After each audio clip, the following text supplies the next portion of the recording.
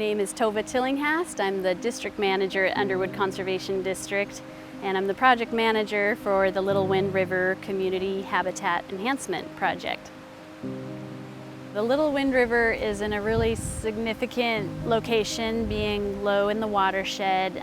It's very accessible by fish coming in from the Columbia River and coming up the Wind River and taking their first right into the Little Wind River. So we knew that this was an important stream to be working in terms of the potential habitat work we could do here. We also knew that the landowner, to begin with down at the mouth, was really amenable to salmon habitat restoration. So we started planning this project, gosh, almost a decade ago. And of course our landowners are essential partners. We couldn't do anything without the individual private landowners allowing us to have access and allowing for the project in the first place. A lot of these tributaries, even the main river, when they were logged back around the turn of the century, they did what was called stream cleanouts. So all the wood, all the trees and things that were in it were viewed as messy and bad, so they were removed. And also a lot of these streams were also bulldozed. They, back in the earlier days, they thought that crooked streams were also kind of evil. And so they would straighten them out and get them nice and efficient.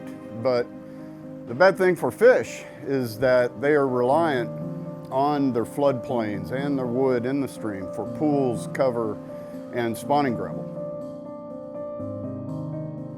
The fish don't know whose property they're on. They just want to be able to swim through and have access to the best habitat they can. So we really wanted to link up multiple landowners and have a bigger impact, bigger benefit to the stream. Now we're geared up for the one big day that's coming here this summer, where we've got the helicopter scheduled. They'll show up in the morning, and within one day they'll have 75 trees in the stream, 25 slash bundles in the stream, and all that work will be accomplished. So we're really excited. We're just really looking forward to the big day where it finally happens.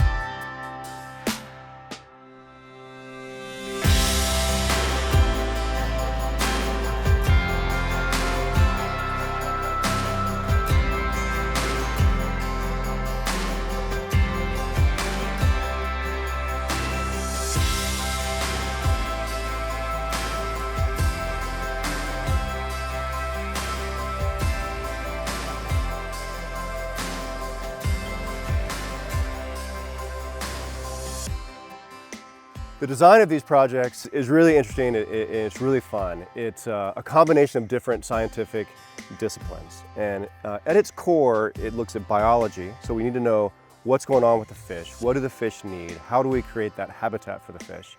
It's also fluvial geomorphology, which is a big word for the science of understanding how rivers function, how they change, how they move, how different land use impacts affect rivers.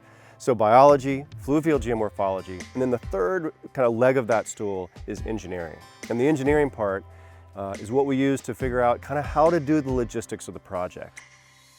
So when we think about this from the fish's perspective, the way the system is now in sort of an impaired state, it's very simplified. And there's a lot of velocity of the water, not a lot of places for the salmon to rest. There's not a lot of wood to hide from predators. There's not a lot of gravel that the fish can spawn in. And so what we hope to do is create a system, a stream system that has this enormous complexity. And so the fish can find the type of habitat that they need for wherever they are in their life cycle.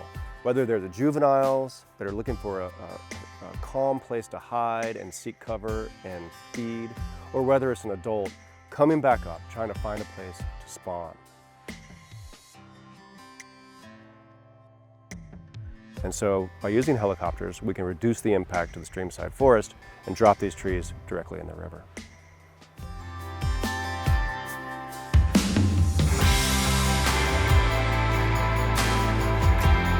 It's really gratifying to think maybe that there's a start here to, you know, for future generations, you know, my kids and so forth, and kind of a legacy. And the grandkids were just here a few days ago and checking on the fish.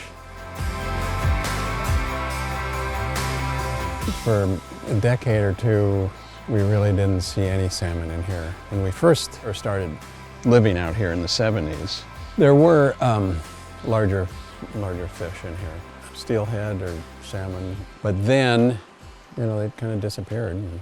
So the biggest surprise was, you know, after the first restoration project, you know, that first year we just saw a huge number of salmon come in, which was very, very gratifying.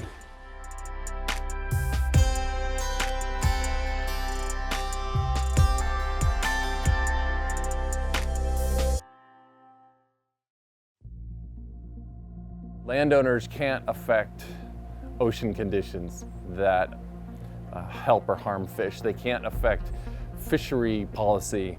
They can't change dams and the timing of the spills over dams. But what they can do is work with us to assess and hopefully improve on-stream fish habitat where appropriate.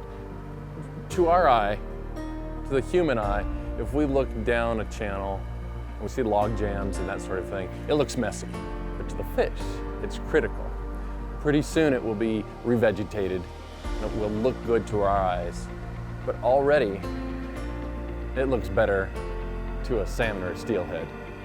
And that's one more piece here that we've helped restart or rebuild in the last few days, thanks to this landowner.